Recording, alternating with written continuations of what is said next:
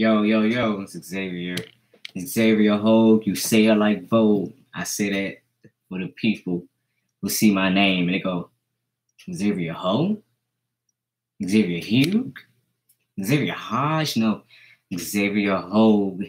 You say it like Vogue. I say that for the people. So this is weird. I'm finally using the live feature from YouTube without utilizing my broadcasting software. It's very strange to do this outright. People tend to notice that I like to do black and white videos when I'm discussing certain topics. It's purely psychological on my part. So I've been having a pretty interesting week of mental health, and people take that word very seriously. That term or phrase or whatever. I want to be clear when I say mental health, I don't always mean mental disturbance, right? I mean the state of my mentality, the state of my mental isms, the state of my practices. It's also kind of touching onto my spirituality and those spiritual and non-spiritual practices. So I want to say hello, hello, hello. I will speak whether or not there are individuals here to observe me.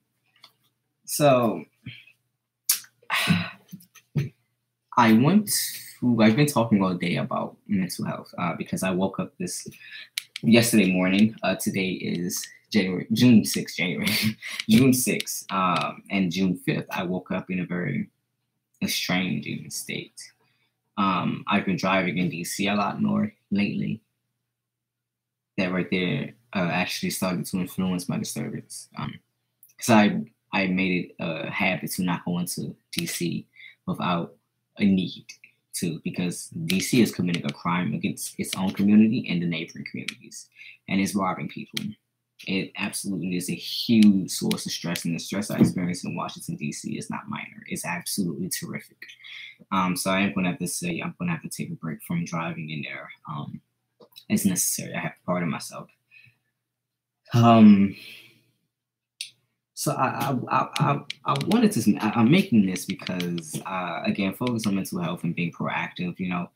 I have a lot of people around me who aren't sure of what I am doing in order to be proactive and what I am doing to be preventative. And what I'm doing to create safety nets for myself for what I have done and how they're working out for me. Here's the thing. I don't think that anybody else in my life has anything better than what I can offer myself.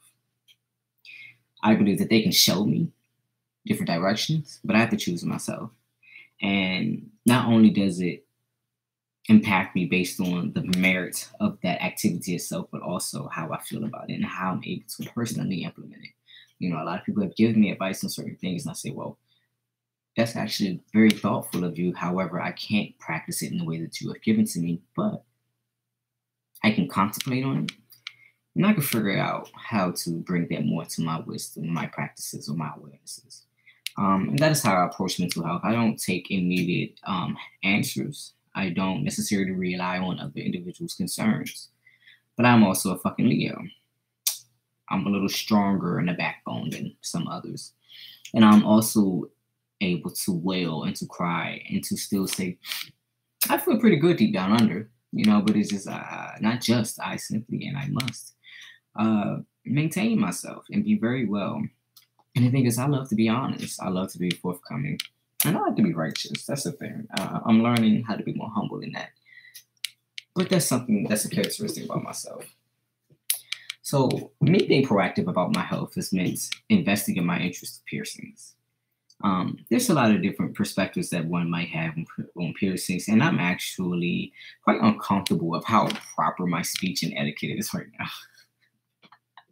This is actually really uncomfortable. But I'm going to let it off a little bit because I'm starting to get back into my awareness of the physical senses. I had to take some reprieve. I had to tap out for a moment. And I remember distinctly it was about 2015 where I just broke down. I broke down. And I didn't break down, but I knew that I was on the verge of breaking. And I don't mean having a mental breakdown, but that I was finally at a point where I was saying, I can't handle this. I'm tired. I don't think I got this. I think my knees are buckling, and I literally got down to my knees very carefully on some concrete, and I looked up and I said, please speaking to me right now. And some voice said, you know what, let me take that armor from you. That armor's getting way too heavy. And from there, in that moment, I felt totally invested in from my source of natural and spiritual resource. Because that voice had spoken to me and said, you have come to where I knew I would meet you. On your knees. Not pleading, not begging. Simply saying, I got a thought making a suggestion. Hey, help me. I need some space. You know, from some of my duties, which I love. So I've been sort of doing a lot of mental grooming over myself for many years now.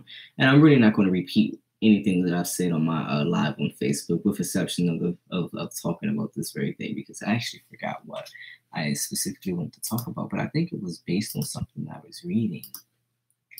So let me look again to see if I can find anything that refers to what I was reading, which might have motivated me to come to here now, which I have forgotten. That's not what I was looking for, obviously. So I don't. Okay, I don't necessarily recall why I got on live stream, but I know I wanted to talk about these things, right? Because again, I'm getting piercings back and I'm about to get more over time. I stretched this recently and they got the wrong size. I need to fix that. I stretched it though, and I want to keep it open until I can replace it with a more appropriate size bar, and to maintain its particular size right now. Using this little thing that I got from Amazon. I know you've probably seen it, the gauges, the stretchers and tunnels and all those specifics, all those things. I got that back because I just needed a starter kit, and to learn. I wanted to learn gradually. So I went and got this pierced, which I've lost the ball to last morning, but I got this pierced so I can monitor my pressures in my systems, because I was doing this. I said I gotta stop pushing right there because I was literally kind of making myself numb from how long I would touch there. This, I needed a release at the time that I got it. I said, this is a release I'm not going to find from any yoga practice, from any breath, from any exercise, from any weightlifting, from any other exercises. And I knew I did not want to participate in any more self-harm. So I went and got a piercing, and I didn't do it for the experience of pain. I did it because once I did it, you hear it pop, this little pop in there. It doesn't really, it's just a little brutal. Just like this was brutal, it feels very horrible. However, and it's kind of nerve-wracking to see a guy like this between your fucking eyes. But it's not the worst thing that an individual has gone through, in my experience for myself. So I got this thing pierced, and it's helped immensely. I got my blood pressure down actually a little bit below the suggested lines, but not too low. I was at a 98/60 or 50, 90, 50 or 60 or something like that. 65, somewhere in this range. And I looked it up and it was like, yo, that's low. And I'm just like, I feel calm. I feel regulated. I feel steady. But ever since driving to DC for a week, I literally feel everything pulsating on my face. So I started to stretch this little thing over here too. Started to bring this back because that's another point on the face on my body, which improves from applying pressure. So this is just sort of a precursor to a conversation which I'm going to introduce to you all. I don't offer timelines. I don't offer any guarantees. I'm getting out of that. I don't think I ever offered timelines and guarantees on my channel, but I'm just letting you know, like, you don't know when to expect me, but just expect I will come. And those who message me, I usually do answer. However, I don't know how to use YouTube fully. They keep changing things. Things keep getting hidden. Everything's not consistent across different operating systems or different devices. So sometimes operating and managing these applications is a little difficult. But I'm doing this as an act of reassuredness, paying it forward to myself and hoping that it'll come back and you can get some motivation or some inspiration with someone else, that these types of conversations matter. And there are people out there who are doing these types of things who are not necessarily buried in the world of mental health who are not necessarily licensed individuals, but are simply proactive and might have some things to offer towards our communal awareness. So this is not necessarily meant to be educational, but thoughtful. Okay, this is to be a thoughtful space, a thinking space, a learning space, a sharing space, a space of sharing. So I do seek the commandment of attention, awareness, and time of my communities. So I always try and elicit questions from my viewership, but I don't always get an answer in return. And that's okay as I start to sort of rebuild some of my social bases, some of my public bases. Because I'm recognizing faces in public. People are shouting me out. People are like, "Hey, I saw you in public. I didn't want to say anything to you then, because I didn't want to be creepy, but things like that." And thank you for maintaining boundaries and for understanding the sensitivity of the moments that we have away from these spaces. I appreciate that. But I do want to bring it out to the people on my channel that I'm going to continue to touch on the topics that sometimes you can sort of expect where it's going to go, or you can expect the answer. You can even say it before the person says it out their mouths or before they even take the next breath. Because I'm saying this, I clearly, if anybody can read me, I've clearly for a long time felt very, very isolated, very alone. However, I, in those times and spaces, have gotten a lot of psychological, physical awarenesses in order to develop myself. So I'm trying to crawl out of those little crawl spaces and share what I have sort of amounted to this time, amounted at this point in my life, so that I don't have to return on that cycle and continue to feel so alone. I can meet myself again and say, "Hey, I'm back here because you decided to take this space. I'm back here at this point because you decided to come here." So this is my progression, and accepting the things which I can handle, and allowing myself to understand and to see that I'm not alone. People say it all the time, "You're not alone."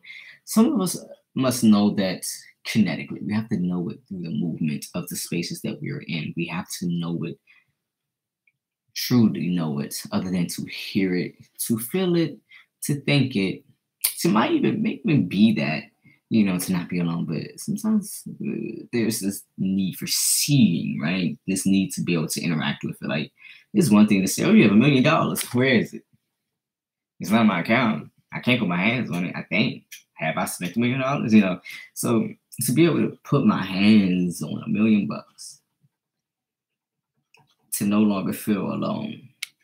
I am my millions and millions and millions and millions and millions of dollars. And I'm trying to continue to put my hands on myself. And so I want to get to the point where I don't have to put my hands on nothing or nobody. I can just look. I can just look. And pass word to receive. And so I do make videos such that people can be a little bit more attentive and aware. So I hope that you expect a lot more from me, because I do expect a lot more from you, my viewers. I appreciate you, but you got to pull some weight here. I'm doing work, okay? So I'm going to ask that, we actually meet in these spaces and that we come better into alignment. But understand that puts more responsibility on me to push through certain obstacles. So check in. Like, "Hey, it's been a week. Where's Xavier? You haven't said anything. I wanted to see that Sims video. What's up? What's up? I want to see that Trump Pence love story. Or I want to hear about this last thing you do. I want to see another FTM fit video. I want to see you continue to explore and to express yourself." Because as much as people might see me show up and show out, fuck y'all. So as much as people might inside things. So as much as people might see me show up and show out in spaces or wherever, I'm continually pushing myself. I do a lot in private. I do a lot which I feel I cannot publicly handle, because I'm constantly recruiting support for myself in various places at the same time. I do this to balance, so that I can maintain balance as I, maneuver and navigate emotionally, spiritually, physically, all those different ways. And I have to always be careful. I have to have an added awareness of myself. Again, like I said, I'm transgender, okay? There's a certain vulnerability that I experience, whether at the hands of the state, at the hands of other plaincloth individuals, um, as a result of the openness of the internet, as a result of my searchability, and as a result of the sort of implied criminality of mental health and where we are as a country in our state of awareness towards mental health pathologies, towards mental health ideologies, to where people who have mental health issues are now being treated. Now, they're being treated like criminals. And at the same time, it's also so much easier to be diagnosed because of how the DSMs have been manipulated and handled. So it's easier now to be given a diagnosis or to be given a description of your effects. And so we must be careful because the thing is, each and every one of us at any point, based on who's perceiving us, what space we're being handled in, and what time of our being, we could be considered a harm or a threat, even if it might be unsubstantiated or under-substantiated. You understand? You know, someone might see me having one outburst, like I said on my Facebook Live. They might be seeing me having one outburst or perceive it as an outburst. And like I said, out of the entire week of the thousands and thousands of milliseconds in which I'm actually carrying a homeostasis within myself, they take that one moment and extrapolate it into my entire being. And it's dangerous. It's dangerous to be so easily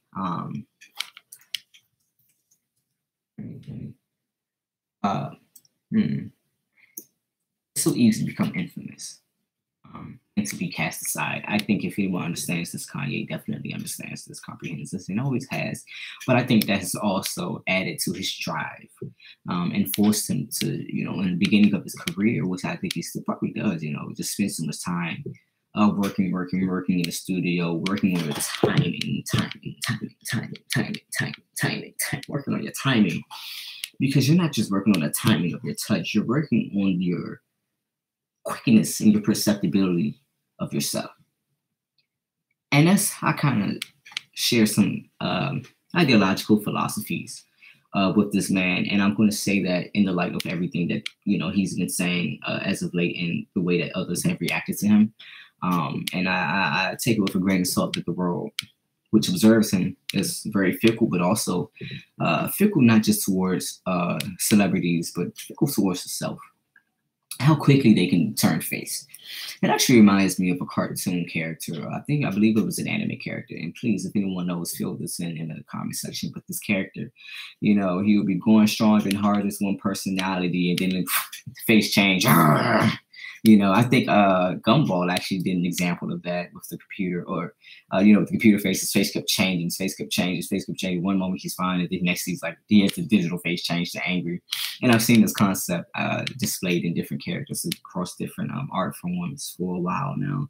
But I thought that was one of the more comical explanations of that type of behavior. And that's what I find to be is that, you know, like I said on my status, I said, you know, you'll easily, actually, let me look it up right now. I'm glad this Wi-Fi is working fast, so it's like 2 o'clock in the morning. But what I said, you, come on, load. Oh my gosh, I must have posted a lot today. Oh. Well, what I was saying was that, actually, I can't even fucking know. Doesn't matter then. I was saying, like, if some people, they'll tell themselves an acceptable story that would allow them to give. You'll offer a dime or $1 to a person on the street after you told yourself an acceptable story. You'll rather, however, shoot Ye down for being most amongst his stars. That's the only reason for this estrangement. Because if it was anyone else on the street, they wouldn't pay it no mind, but they certainly wouldn't call that person a coon. You know, and I had my own thoughts on that about how I have never felt so uncomfortable as I've been around my fellow individuals of color who are so ready to just shoot that term off. Like, that's not harmful. And as if calling someone a coon is effective. And I find it so interesting that We don't like, and I'm going to say this, I'm at a place with the term nigga, but that's also because I've been raised with a certain lack of sensitivity to it. But coon is not one of them things we're comfortable with yet, in spite of the fact, I'm not even going to talk about coons auto with a K. That's not one of the things that we say is the term of endearment yet. The moment they don't like something, you're a coon for that. And everybody gets canceled. And to me, I just find it a sign of unsteadiness in our communities, which the intellectual is suffering because you can't throw out a concept, you got to come out with fully thought out, formulated statements as if you're not a whole person who's just trying to grow, within yourself, but also wanting desperately to have experiences with the rest of the world. Wanting to grow, wanting to see things grow around you, it's like you get plants and you want them to grow too, because you got to a place of responsibility within yourself where you're now turning your inward interest outside. And yet you turn them outward, the people who have yet been inward or are not comfortable with it yet, or who are not even able to identify with yourself or to at least sit long enough in order to understand, they turn against you. And as I said again, I said, I would feel sorry for the people who have said the things they have said to go to a national stage, a world stage, and to have to face the things that they themselves have said about other people. I would hate for them to have to look themselves in the mirror and hear what they have said written all over the walls, all around them, in spite of the best works that they have done, in spite of all the love people have paraded around for you. I find it to be the most ill thing, because I know a lot of motherfuckers who won't dare stand up because how hateful the community, how fickle those around them, how never-minding individuals are, that if you're not down for the struggle sense of a plight, then they won't spare no wood. They won't spare you nothing.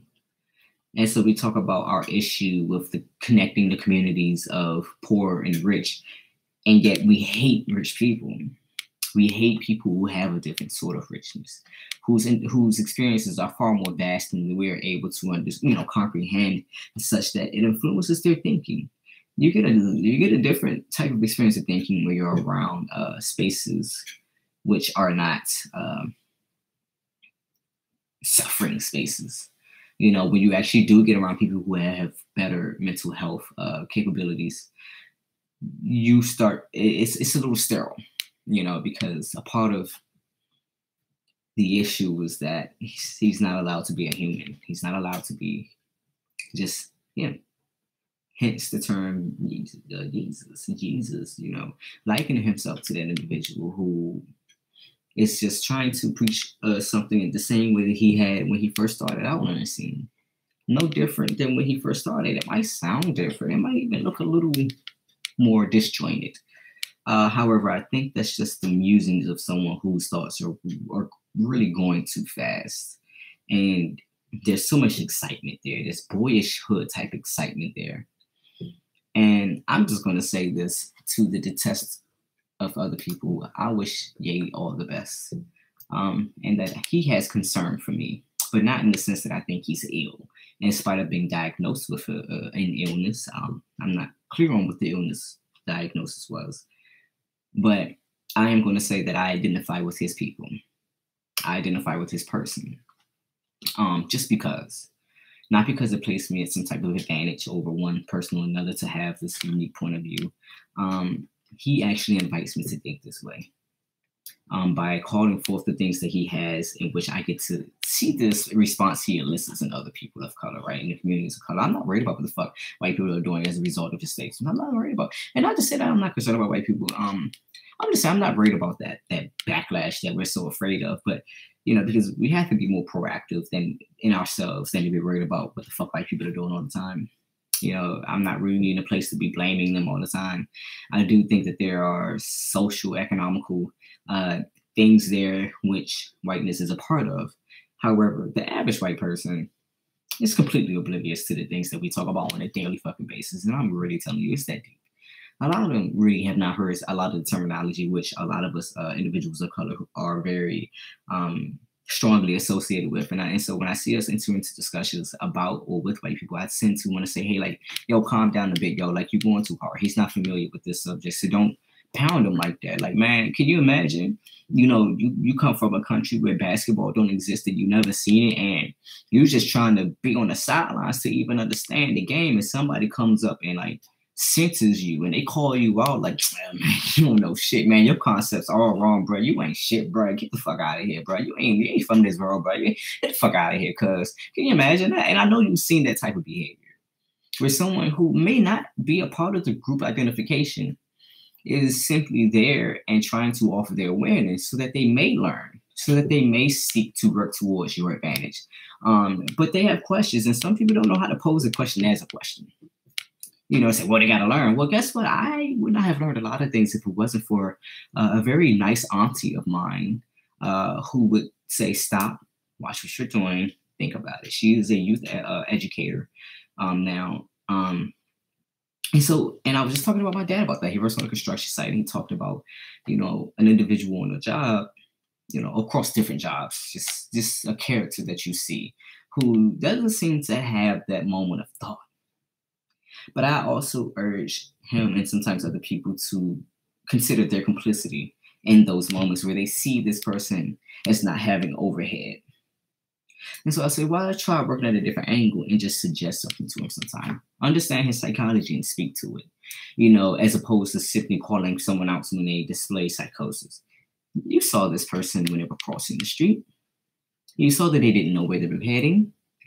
In spite of whatever signs, warning signs you thought they should have understood, maybe that is a language that doesn't speak to them. And as I'm speaking very poetically and metaphorically in a lot of ways, I'm preaching. I am. And I really do. I am aggressive and trying to lead and guide people into stretching their assessment of the probability that a person might have an illness, or that a person may or may not be able to expand their mind frame, their mentalities, right? And I hope I'm making sense. I tend to throw words together off the tip of my tongue. I was criticized for that, saying, why do you not care? Why people, that people may not understand you. It's not that I don't care, it's that I can't have concern for it as I'm speaking to you. The more I try and control my speech, the less I'm able to actually profess. The less I'm actually able to mind.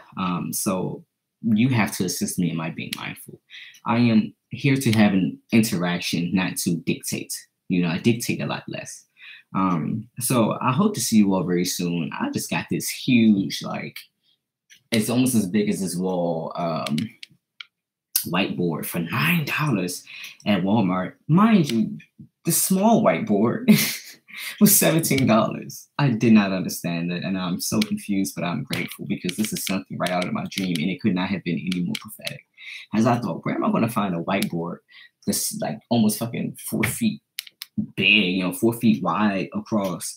Where am I going to find a whiteboard that large that doesn't cost like $60, $70, $80? You know, and I said, where am I going to find this type of thing, and how am I going to, you know, get it up on my wall, you know? And I went to Walmart randomly off of an intuition that said, go in there. And at that same time, I saw a young boy at the, in the sports section. He was fondling some footballs and some gloves. And I said, so I said, hey, toss it. So we started tossing the ball back and forth in the middle of Walmart, like 1 o'clock in the morning, 24-hour Walmart. And I says, you play sports, you interested? And he said, yeah, but I'm gonna ask my mom to get him, but I don't know if she has any money. And I thought about my parents saying that to me, you know, when I was 18 years old. Well, before that, like, we don't want you to ever have to consider opportunities and growth and awarenesses based on money. And I understood that his mom, who might have been a first immigrant, from judging his kind of cultural vibe, which can be wrong. And so I said, well, go ahead and ask her. And if she says no, come back and I'll give you some money. And she said no, she didn't have the money. She couldn't afford it. So I just tossed him $20. And I'm not the most financially gifted at this moment personally, as far as my pockets go.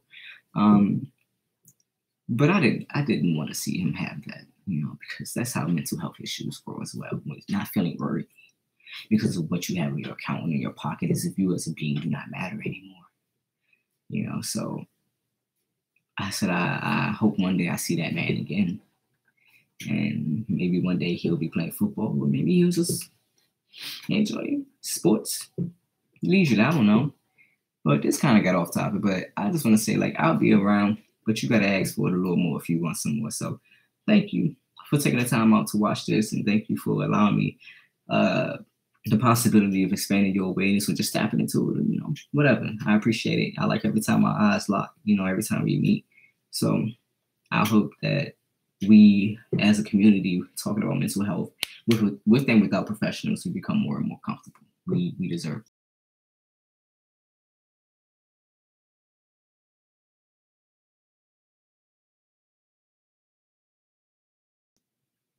I'll talk to you later. Peace.